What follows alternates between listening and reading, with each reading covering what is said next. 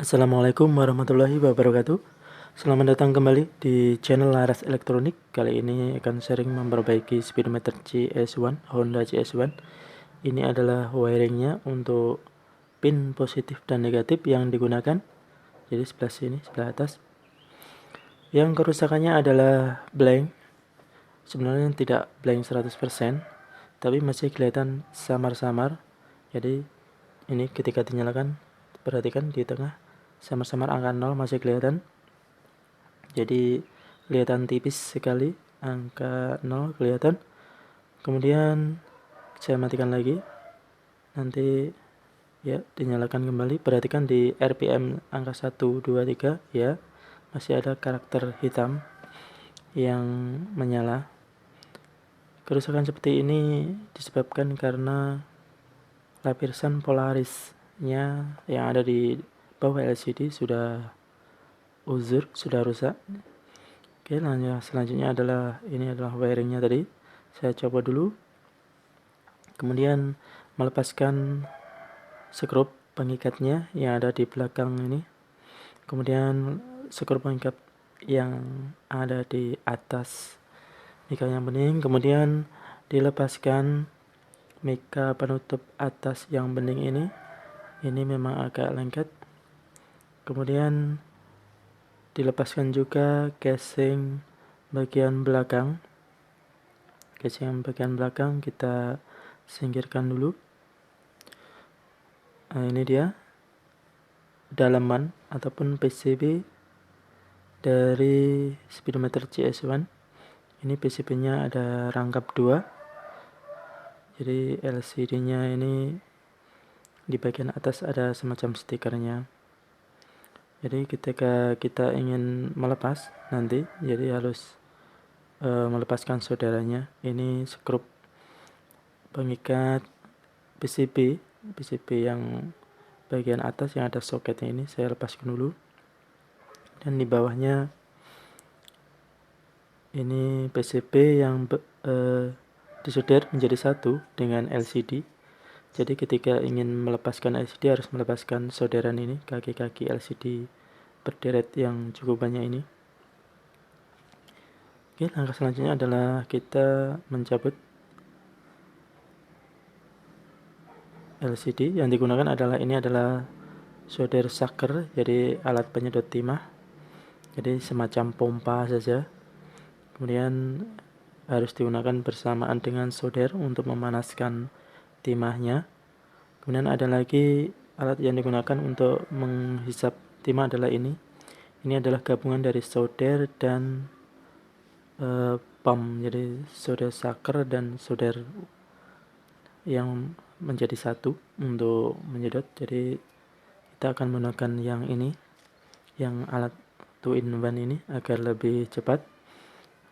Prosesnya ketika alat ini sudah panas, jadi ini disambungkan ke listrik, ujungnya akan panas seperti solder yang dapat melelehkan timah, sehingga ketika timah meleleh ini dihisap menggunakan ujung solder itu, ujung alat ini yang berlubang seperti jarum suntik, sehingga timah dapat terhisap ke dalam alat ini.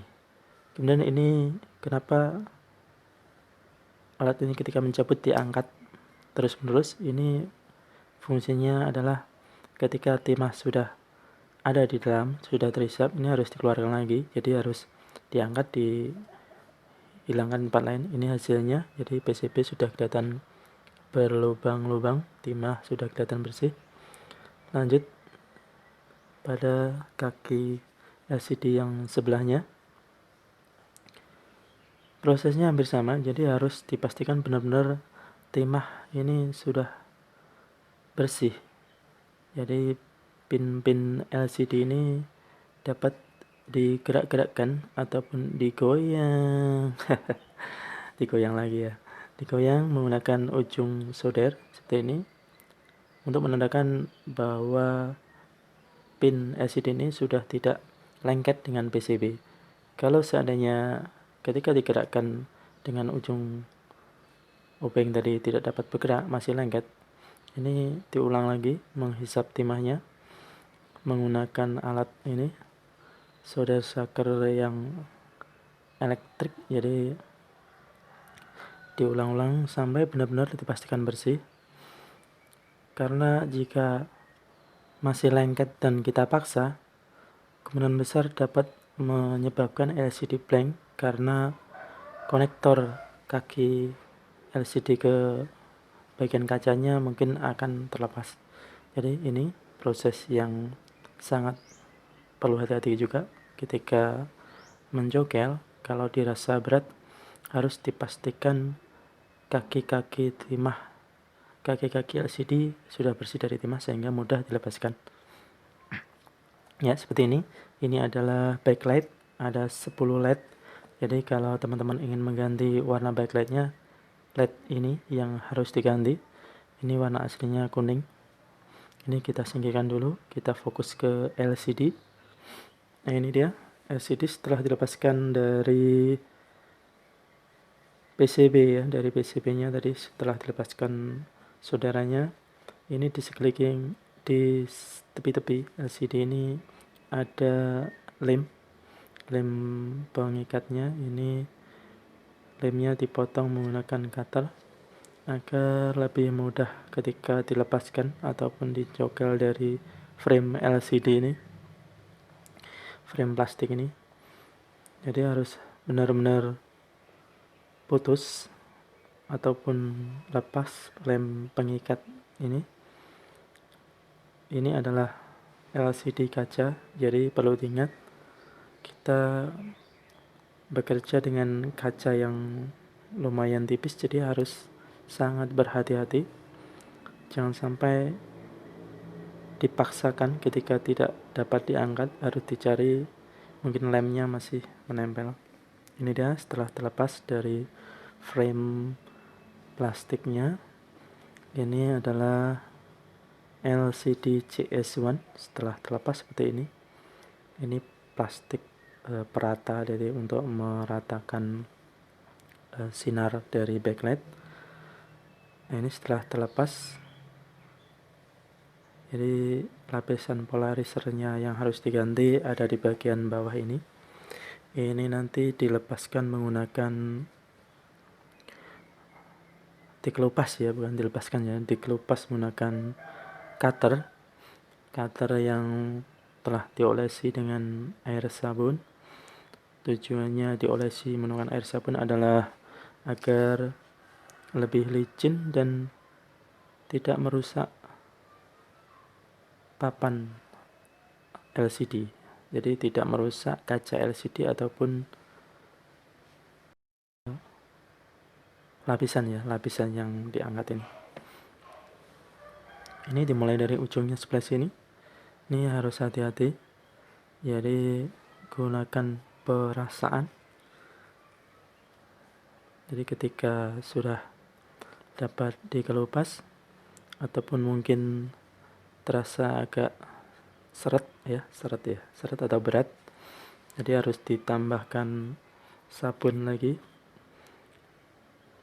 agar proses pengelupasan lapisan ini menjadi lebih licin sehingga tidak merusak daripada kaca LCD ataupun mungkin sampai menyentuh ya, sampai menyentuh kaki-kaki LCD ya. Sudah terlepas kan? Ini dia lapisan polarizer yang sudah rusak ya, sudah rusak. Kemudian setelah terlepas, di bagian ini masih ada sisa-sisa lem yang melekat. Ini bersihkan menggunakan cutter. Jadi dibersihkan sampai benar-benar bersih merata. Jadi kalau tidak dibersihkan, tampilan pada LCD akan kurang cerah. Untuk menghilangkan dapat diolesi dengan lapisan cairan ya, maksudnya cairan alkohol. Ini dia hasilnya setelah cukup bersih, jadi kelihatan kinclong. Ini adalah LCD tadi yang sudah diberikan, saya pasang di PCB-nya untuk mencoba efek ataupun mencari sudut dari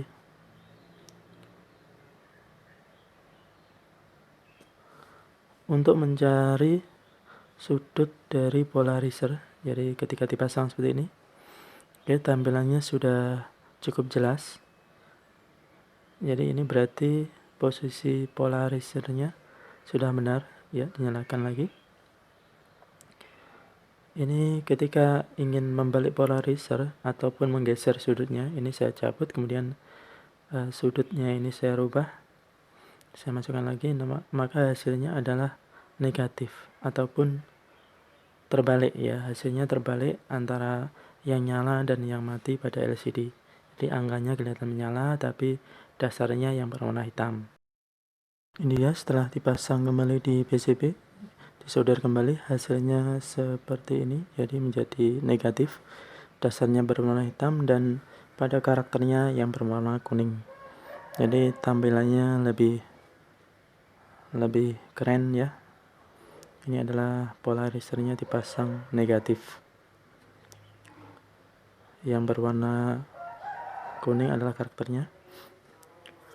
Jadi teman-teman, ini coba saya pasang kembali penutup atasnya, ada hasilnya lebih kelihatan seperti ini ketika dinyalakan. Nah, ini yang untuk LED yang masih berwarna kuning, dan yang bagian bawah ini adalah LED-nya backlight yang tadi, yang jumlah 9 tadi ketika sudah diganti berwarna putih. Oke, terima kasih teman-teman sudah mampir di Laras Elektronik. Silahkan klik like, subscribe, komen, dan sharing. Wassalamualaikum warahmatullahi wabarakatuh.